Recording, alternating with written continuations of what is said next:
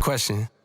How many faking they streams? Getting they plays from machines. I can see behind the smoke and mirrors. Niggas ain't really big as they seem. 승부 조작, 코인 시세 조작, 카지노 슬롯 머신, SNS 뒷광고. 너무나도 교묘하게 조작된 이러한 알고리즘과 시스템들은 우리 주변에 깊숙이 자리 잡고 있어 두 눈을 부릅뜨고도 쉽게 눈치채기 어렵습니다. 과연 우리가 살고 있는 이 세상 속에서 어디까지가 진실이고 어디서부터가 거짓일까요? 우리가 매일 보고 듣는 음원 차트와 유명 플레이리스트가 사실은 자본의 힘으로 철저히 조작된 것이라면 여러분은 믿으실 수 있겠습니까? 미국에서는 fake it till you make it 이라는 표현이 있습니다. 될 때까지 이미 된 척하라 는 뜻인데요. 놀랍게도 이 말처럼 우리가 신뢰하는 음원 차트를 fake it 해서 돈을 make it 한 래퍼들이 존재합니다. 음원 조작 자체는 가짜지만 거기서 나오는 수익은 진짜라는 점에서 이들은 자본의 논리를 철저히 활용한 셈이죠. 최근에도 음원 사재기와 관련해 떠들썩한 사건 하나가 있었는데요. 드레이크가 본인을 디스한 켄드릭 라마의 Not Like Us라는 곡에 대해 유니버설 뮤직이 음원 사재기를 했다는 의혹을 제기하며 이 사건은 업계뿐만 아니라 힙합 팬들 사이에서도 큰 논란을 일으켰습니다. 업계 내 높은 위치에 있는 관계자들조차 알고도 모른 채 한다는 음원 사재기. 이제는 매일같이 음악을 소비하는 우리들도 이 시스템의 실체를 조금은 알아야 할 것 같습니다. 오늘은 음원 사재기가 어떻게 이루어지는지 그 숨겨진 메커니즘을 자세히 들여다보는 시간을 가져보겠습니다. 사람들은 꽤 다양한 방법으로 음악을 찾아 듣습니다. 자신이 좋아하는 곡들을 따로 모아 듣는 사람도 있고 스포티파이나 유튜브 뮤직의 알고리즘을 통해 새로운 음악을 디깅하는 사람도 있죠. 하지만 음악에 크게 관심이 없거나 새로운 음악을 찾는데 많은 시간을 들이고 싶지 않은 사람들은 차트에 올라있는 곡들을 랜덤으로 틀거나 유명 플레이리스트에 담긴 곡들을 주로 선택하는 경우가 많습니다. 차트에 오르거나 유명 플레이리스트에 포함된 곡이라면 이미 많은 사람들이 듣고 있겠지, 요즘 핫하니까 선택됐겠지라고 생각하며 트렌드에서 뒤처지지 않으려는 마음, 혹은 요즘 무슨 음악을 듣냐는 친구들과의 일상적인 대화에서 소외되지 않으려는 마음으로 이 방법을 택하는 사람들도 꽤 있을 거라고 봅니다. 그때그때의 트렌드를 반영하는 차트라든지 굳이 디깅하지 않아도 핫한 곡들을 떠먹여주는 플레이리스트는 바쁜 삶 속에서 분명히 큰 도움이 되고 편리하다는 점은 부정할 수가 없는데요. 하지만 이러한 청취자들의 심리를 바탕으로 메이저 레이블들은 막대한 돈을 벌어들이며 카르텔과 같은 시스템을 구축해왔다는 사실, 우리는 적어도 이 진실을 알 권리가 있기에 이 불편한 진실에 대해 누군가는 반드시 짚고 넘어가야 한다고 생각했습니다. 마치 TV나 유튜브에서 노출되는 광고들이 모두 광고비를 지불한 결과라는 사실을 당연하게 알고 있는 것처럼요. 음원 사재기는 사실 오래전부터 지속적으로 논란이 되어왔던 문제입니다. 국내에서는 4년 전 그것이 알고 싶다에서 이 주제를 심층적으로 다룬 적도 있었고, 해외에서는 여러 아티스트와 업계 종사자들이 인터뷰를 통해 이를 공개적으로 폭로한 사례도 적지 않았습니다. 하지만 이런 논란이 아무리 반복되어도 처벌받는 사람이 없거나 어떠한 법적 제재가 이루어지지 않으니 시간이 지나면서 사람들의 기억 속에서 자연스레 잊혀지고 있다는 것이 슬픈 현실이었죠. 바로 지금 이 순간에도 어느 이름 모를 국가에서 이름 모를 핸드폰과 컴퓨터들이 우리가 일하는 시간, 잠자는 시간, 밥 먹는 시간 동안 특정 가수의 노래를 계속해서 재생시키고 있을지도 모릅니다. 쉽게 말해 이러한 주인 없는 핸드폰과 컴퓨터들은 돈만 주면 인터넷에서 쉽게 구할 수 있는 유령 계정, IP 주소, 그리고 음원 봇 프로그램이 탑재되어 스포티파이, 애플, 유튜브 뮤직 같은 세계적인 음원 스트리밍 플랫폼에서 특정 레이블 소속 아티스트의 곡들을 무한 재생하고 구독, 좋아요, 댓글, 심지어 플레이리스트 저장까지 자동으로 수행하는 방식으로 운영되고 있다고 보시면 되는데요. 이 노래를 일정 기간 동안 집중 공략하라는 명령을 내리면 그에 따라 움직일 수 있도록 이미 시스템화가 되어 있다는 것이죠. 사실 이런 말도 안 되는 일이 벌어진다는 사실은 엄청나게 수면 깊숙이 감춰져 있는 비밀도 아닙니다. 하지만 특정인을 지목하기 어려운 탓인지 확실한 증거가 부족한 탓인지 모두가 이 문제를 알면서도 쉬쉬하고 있는 상황이 이어지고 있는 것이죠. 명확한 사실 하나는 아직까지도 이러한 현상을 막으려는 어떠한 움직임조차 보이지 않고 있다는 점입니다. 세계적으로 음악 시장을 지배하며 빅3라고 불리는 주요 3대 메이저 레이블 소니 뮤직, 워너 뮤직, 유니버설 뮤직은 지금까지도 마케팅이라는 명목 아래 음원 사재기에 상당한 자금을 투입하고 있는 것으로 보이는데요. 솔직히 이 방법은 웬만한 5개 광고나 어설픈 SNS 마케팅보다 훨씬 더 명확한 수익을 보장하는 방식이라는 점에서 업계 입장에서는 이를 굳이 고발할 이유가 없을지도 모릅니다. 이미 업계 내에서 하나의 시스템처럼 굳어진 이 음원 사재기 구조는 아티스트, 레이블, 음원 음원 플랫폼이 모두 이득을 보기 때문이죠. 이들에게도 더 많은 스트리밍 수치는 더 많은 수익으로 이어지기에 음악을 소비하는 대중을 제외하고는 모두가 돈을 벌며 만족하는 상황이라고 볼 수 있습니다. 이제 이 구조에 대해 조금 더 깊이 들여다보도록 하겠습니다. 음원 사재기 구조는 보기보다 간단합니다. 레이블이 특정 업체에 이 곡 좀 홍보해주세요 라고 돈을 지불하면 스트리밍 양식장에서 주문받은 아티스트의 곡이 무한 재생되기 시작합니다. 이를 통해 음원 스트리밍 수가 점진적으로 증가하게 되고 차트 진입이나 유명 플레이리스트 포함에 필요한 문턱을 넘게 됩니다. 예를 들어 어떤 유명 플레이리스트에 포함되려면 100만 스트리밍 수가 필요하다고 가정해봅시다. 무명 아티스트는 이 100만 스트리밍을 전부 사야 하지만 이미 팬층이 있어 자연스럽게 80만 정도는 있는데 여기서 더 이상 올라가지 않고 한계가 보이는 아티스트는 부족한 20만만 추가로 돈을 주고 구매하면 되는 건데요. 유명 플레이리스트만 들어가게 되면 그 플레이리스트를 매일같이 사용하는 대중들, 카페나 헬스장 같은 장소에서 자연스럽게 노출되며 스트리밍 수가 폭발적으로 증가하게 됩니다. You know, it's like a 8 to 12 week campaign. You spend 35, 40 grand and like now it goes from once again, it goes from 800,000 organic streams a day to now maybe it is doing that 1.2 million threshold.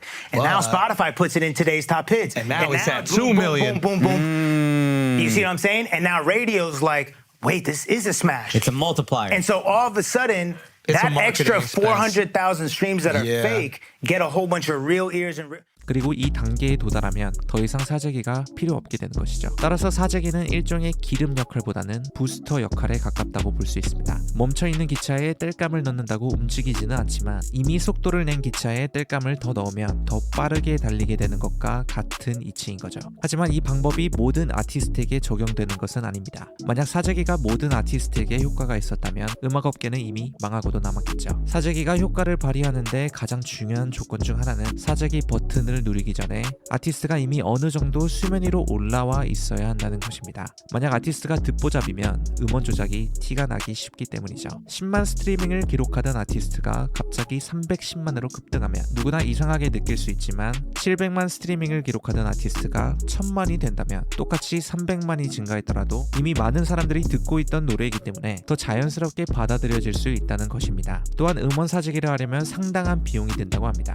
그래서 이 비용을 감당하려면 레이블의 재정적 여유는 필수 조건인 거죠. 그리고 제가 생각하기에 사재기 업체들은 작은 규모의 레이블과는 거래를 하지 않을 가능성도 있습니다. 불법 거래 특성상 거래 사실이 드러날 경우 서로 잃을 것이 많을수록 당사자 간의 신뢰가 역설적으로 보장되는 경향이 있는데요. 따라서 레이블의 규모가 크고 유명할수록 사재기와 같은 거래를 실행할 자금력과 이를 은밀히 유지할 수 있는 위험 관리 능력을 동시에 갖췄을 가능성이 높기에 거래가 원활하게 이루어지고 있는 것이죠. 그리고 레이블이 자체적으로 비용을 감당하기 어려운 경우에는 외부 투자자가 자금을 지원하기도 합니다. 레이블이 이미 특정 아티스트에게 돈을 쓸 대로 써서 추가적인 홍보 비용을 만들어내기 어려운 상황이라면 외부 투자자를 통해 사재기를 진행하고 그로 인한 수익을 투자자와 나누는 방식도 있다는 것이죠.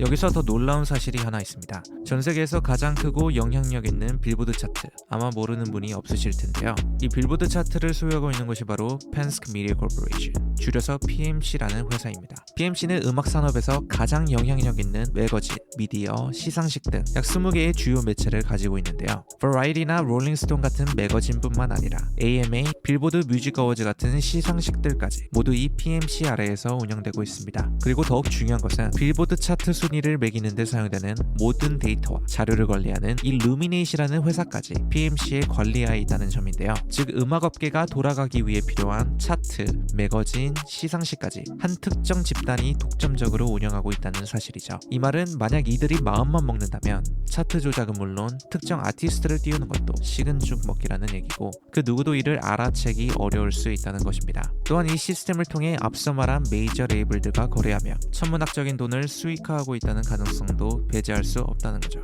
2022년 겨울 리루즈버트, 로디리치, NBA 영보이가 소속되어 있는 워너뮤직의 산하 레이블 애틀랜틱 레코즈가 봇을 사용해 음원 스트리밍 수, 조회수, 댓글 등을 조작했다는 의혹으로 팬들 사이에서 큰 논란이 되었습니다. 이 논란은 이들의 뮤직비디오가 유튜브에 업로드된 지 몇 시간 만에 비정상적으로 폭발적인 조회수와 댓글, 좋아요 수를 기록하며 시작되었는데요. 이 사건을 통해 마케팅 에이전시라는 명분 아래 홍보를 해준다며 큰 돈을 받고 뒤에서는 음원 사재기를 통해 이 모든 게 자연스러운 것처럼 위장하는 이 불법 업체들의 존재를 다시금 주목하게 했습니다. 지금 세상에서 이런 일이 어떻게 가능하냐고 묻는다면 사실 업계에 오래 몸담았거나 높은 위치에 자리하고 있는 관계자들은 이걸 모를 수 없다고 봅니다. 이 시스템은 이미 너무 깊게 자리 잡았고 아티스트, 레이블, 스트리밍 플랫폼 모두가 이득을 보는 이 유토피아적인 구조 속에서 그냥 서로 쉬쉬하며 묻어두는 게 아닐까 싶은데요. 세계적으로 잘 나가는 기업이나 정치판을 보면 겉으로는 깨끗하고 정직한 모습으로 비춰지지만 그 이면에는 욕심과 부패로 얽힌 상상도 못할 거래들이 오고 가고 있다는 사실. 더욱이 시간이 흐르고 기술이 발전할수록 이러한 불편한 진실은 더욱 정교하게 우리 레이더 밖에서 이루어지고 있습니다. 외국에서 스포티파이가 애플 뮤직보다 더 강세를 보이는 데는 명확한 이유가 있습니다. 스포티파이는 유튜브 조회수처럼 각국의 스트리밍 횟수를 숨기지 않고 공개하는데요. 이것이 사용자들에게는 플랫폼에 대한 신뢰를 높이는 동시에 플랫폼의 인기와 대중성을 보여주는 중요한 증거로 작용합니다. 하지만 스포티파이가 음원 사재기가 벌어지고 있다는 사실을 모를 리는 없겠죠. 오히려 이를 알고도 묵인하고 있을 가능성이 매우 큽니다. 왜냐하면 사재기를 통해 스포티파이의 전체 스트리밍 수치가 올라가면 사람들은 이를 보고 스포티파이를 가장 많이 쓰고 있구나 라고 생각하며 편승 효과로 인해 더 많은 사용자가 유입되기 때문인데요. 2023년 스포티파이는 전체 스트리밍의 90% 이상이 사재기로 판단될 경우 제재를 가하겠다 라는 참 어이없는 입장을 내놓았습니다. 여기서 정말 웃긴 건 이 90%라는 기준입니다. 일단 사재기를 통해 90% 이상의 스트리밍 비중을 조작하는 경우는 아예 없다고 보시면 되고 이게 다르게 말하면 89% 사재기까진 괜찮다라는 얘기거든요. 결국 스포티파이는 이 발표를 통해 본인들이 사재기 문제를 충분히 인지하고 있으면서도 우리는 그냥 둘게요 라는 선언을 공식적으로 한 셈인 거죠. 메이저 레이블들은 질 좋은 한우를 만들기 위해 좋은 사료를 주거나 드넓은 초원에서 뛰어놀게 하며 이러한 디테일 하나하나까지 신경 쓰는 축산업자가 아닙니다. 오히려 그 시간과 비용을 아껴 스테로이드를 대량 구매해 짧은 시간 안에 몸집만 커 보이는 아티스트로 포장하는 것이 더 효율적이라고 판단하는 비즈니스맨들입니다. 이렇게 인위적으로 사육된 아티스트들은 외적인 화려함과 자극적인 매력은 뛰어날 수 있지만 정작 음악적 깊이는 빈 깡통에 가까운 경우가 많습니다. 결국 이들은 일회성 소비로 끝나고 새로운 상품을 찾는 메이저 레이블들의 악순환 속에서 금세 사라지곤 하죠. 이 영상이 얼마나 많은 분들에게 다가갈 수 있을지는 모르겠지만 설령 많은 분들이 보신다 해도 이미 업계에 깊이 뿌리내린 이러한 카르텔 같은 구조가 변화하기엔 쉽지 않을 것으로 보입니다. 그러나 이 사실을 알게 됨으로써 여러분들이 음악 산업을 더 큰 숲을 바라보듯 넓은 시각에서 이해할 수만 있다면 또 본인이 좋아하는 아티스트가 주요 차트와 플레이리스트에 들어가 있지 않더라도 내 취향이 독특한 건가 하며 스스로의 취향을 의심하지 않게 된다면 이 영상이 해야 할 역할은 충분히 다 했다고 생각합니다. 그럼 이번 영상은 여기서 마치고 또 다음 영상으로 찾아뵙도록 하겠습니다. 감사합니다.